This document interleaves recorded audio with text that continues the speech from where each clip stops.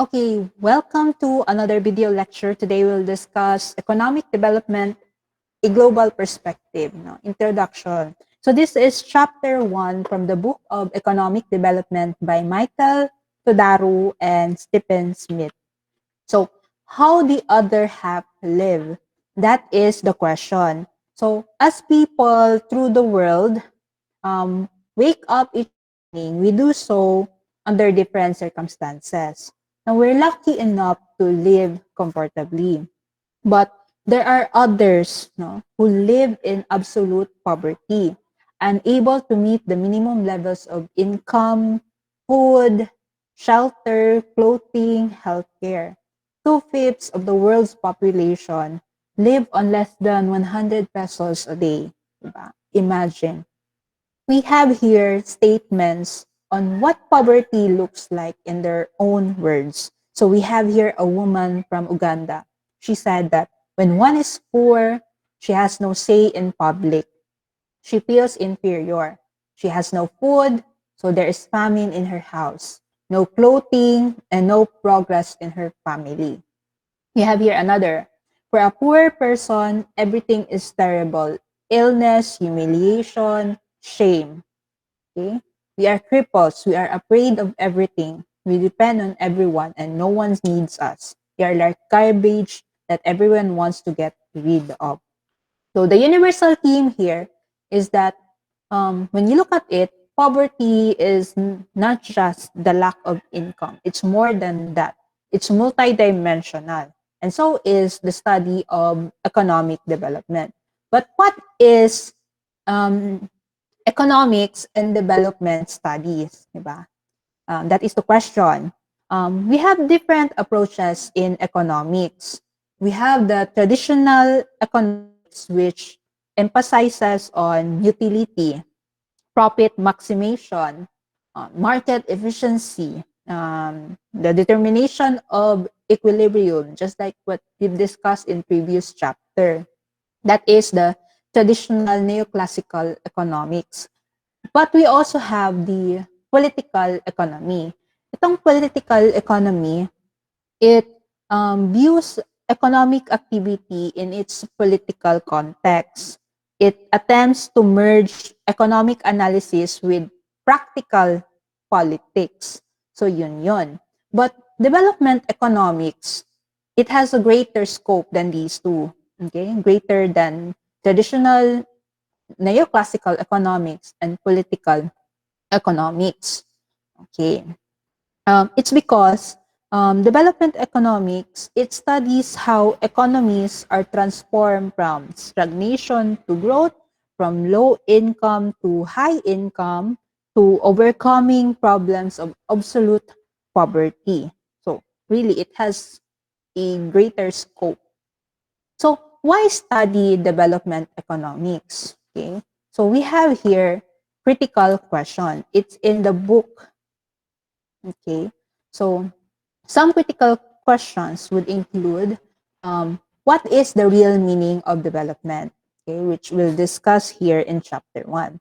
There are also questions like number 3, what are economic institutions and how do they shape problems of underdevelopment and prospects for successful development? Now, so these are just some of the questions, some critical questions. Now, um, the important role of values of in development economics. Okay.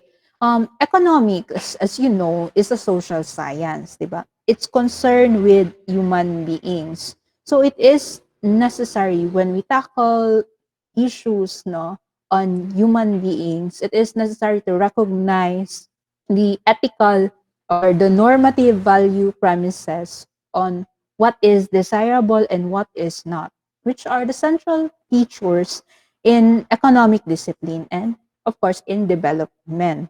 No. So concepts such as the economic and social equality, elimination of poverty, universal education, levels of living standard.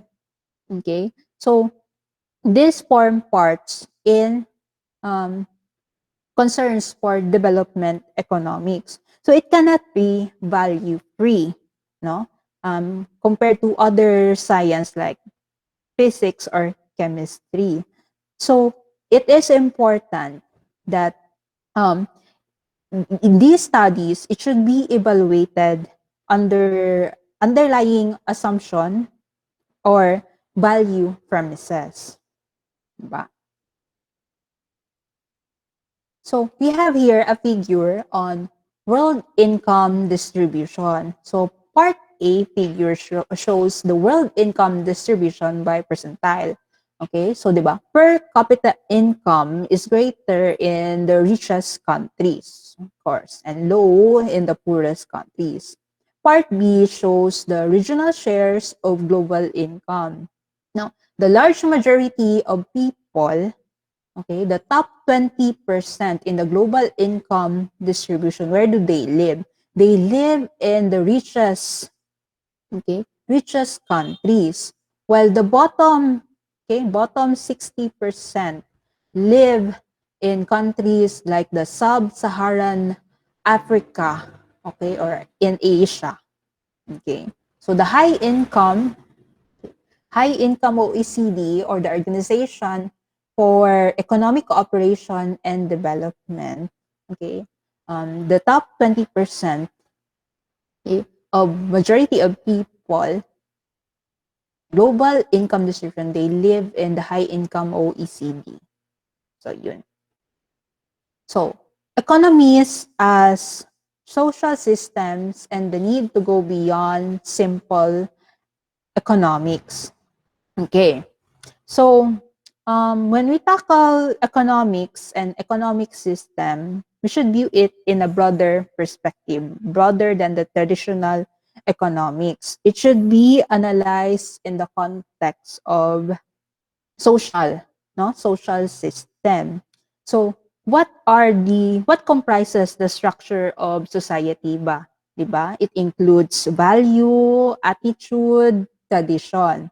So, social system, it is the interdependent relationship between economic and non-economic factors. Okay? So itong mga non-economic factors, well, um, this would include attitudes towards life, work, diba, legal, administrative structures. So in taking account, okay, of institutional and structural variables, okay, it should be go along with um, the traditional economic variables. So the success or failure of development policy includes both the economic, okay, which actually what describes in the traditional economics, and the non-economic factors. Okay. So what do we mean by development? Diba? Development, parang subjective masyado siya na term, di ba? So, how do we measure it, di ba? How do we define it? So, we have the traditional economic measures, di ba? We're familiar with it, the gross national income, the GDP, di ba? Utility of that income. But economic, there is a new economic worldview, okay? And it leads to the improvement in well-being and more broadly understood.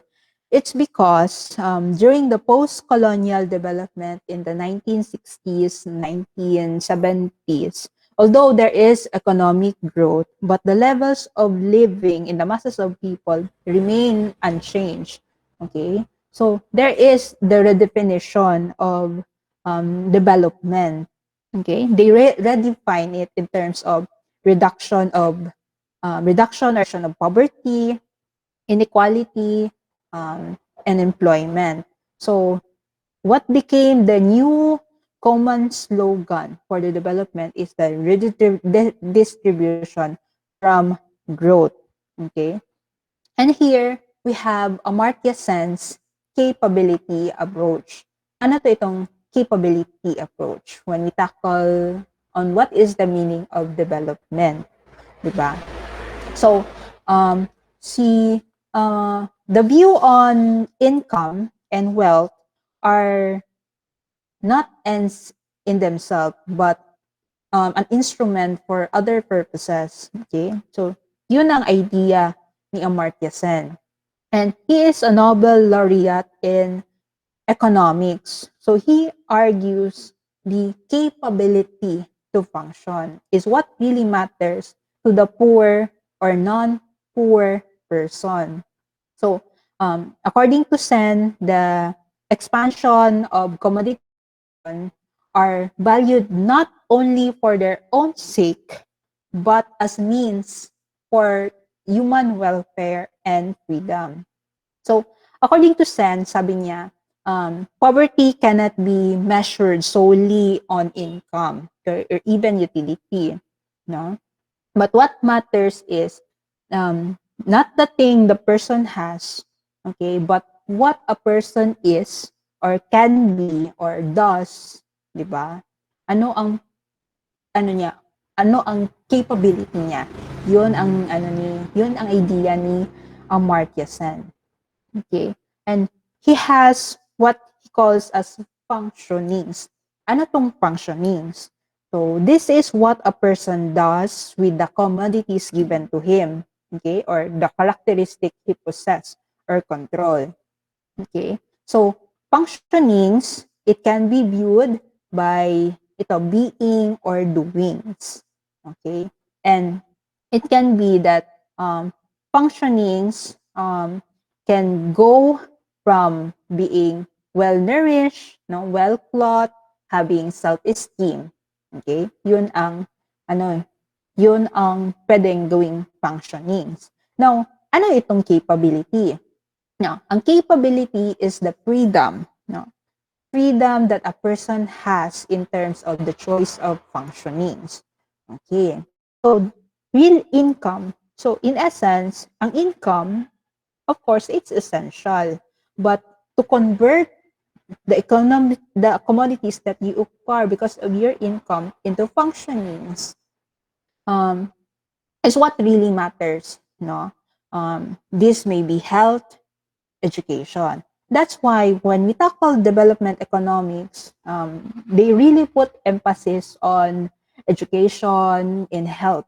Diba? Yun ang development, holistic. So here we have being and doings and capability to function according to Amartya Sen. So we have being able to live long, no? Being well nourished, being wealthy, being literate, being well clothed, being able to take part in the life of community, and being happy as a state of being. Okay? So, when we talk about well-being, the term well-being, diba? Our well-being, it means being well in the sense that we can be healthy, well-nourished, and well-clothed. No? Itong lahat. So, that is well-being. Now, um, we have here three cores of development, diba? So, ang idea natin with the development, it goes far beyond monetary values, no? We have here the three core values of development. We have sustenance, self-esteem, freedom from servitude. Sustenance, the ability to meet the basic needs, no? So the basic goods and services such as food, clothing, shelter. Yun ang sustenance. We have self-esteem, okay? To be a person, the feeling of worthiness that a society enjoys when its social, political, and economic system promote human values. Then we also have freedom from servitude, okay? To be able to choose, okay? A situation in which society has at its disposal a variety of alternatives for which to satisfy its wants and individuals to enjoy real choices according to their preferences. Your freedom to choose. Now, we have here another figure, okay, on income and happiness in comparing countries. Okay, so what fascinates me, okay, among the highest, okay, highest in the happiest countries are Finland, di ba? Finland, Denmark. And as you can see, hindi masyadong mas malaki ang income per head ni USA, but Finland and Nordic, no, itong mga Nordic countries are happier, no. That just shows that income, no, income does not really define, no, happiness, no. Sabi nila na daw, kung malaki ang income ko, I would be happier, no? But that is not the case. Actually, in Finland and Denmark, malaki ang taxes nila to the government, but they love to contribute. It's because makita naman no, ang ginabayaran nila na tax, they're enjoying it. Okay, free healthcare, free education, diba? So that's why they are the happiest countries. Sana all. Okay, so you have here the central role of women. Okay, so to make the biggest impact on development, societies must empower and invest in women. Why? Diba? Yun ang question natin. Puro na lang women empowerment. Why? It's because globally, women tend to be poorer than men. Okay? Usually, women are deprived of health and education or freedom, diba? In all its form. But women, we have the primary responsibility in child rearing. And these children, they will be the next generation. Okay? So, children, they need to have better health, better education. And studies from around the developing world confirm that mothers tend to spend significantly higher function of income to their children. That's why we need to empower women. Okay, transmit these women have the biggest influence for the next generation. Women transmit values to the generation, to the next generation. They have the biggest impact. Okay, so the three objectives of development can be summarized into these three, no? To increase the availability of life-sustaining good, raise the levels of living, expand range of economic and social choices. So when we mean what we mean by a developed country, it has these three objectives. They achieve these three objectives. So, we have here the Millennium Development Goals. Ano tong Millennium Development Goals? So, the 189 members of the United Nations, they adopted these 8 goals, no? The Millennium Development Goals, committing themselves to substantial progress to eradicate poverty and promote growth. So, these goals are being adopted by the members of the United Nations. So what are these 8 goals? Diba? So to eradicate extreme poverty and hunger, achieve universal primary education, promote gender equality and empower women, reduce child mortality, improve maternal health, combat HIV, ensure environmental sustainability, develop global partnership for development. Okay? And these, okay, measured itong mga goals na to. Ganun naman, di ba? We need to make smart goals. They should be measured. Should be able to be measured. So we have here the targets, okay, and how to do it. Okay. So in conclusion, we've discussed the importance of development economics, okay, the inclusion of it's not just solely traditional economics. We should include non-economic variables in designing development strategy and achieving the Millennium Development Goals. Okay. Okay. So that's it for chapter 1.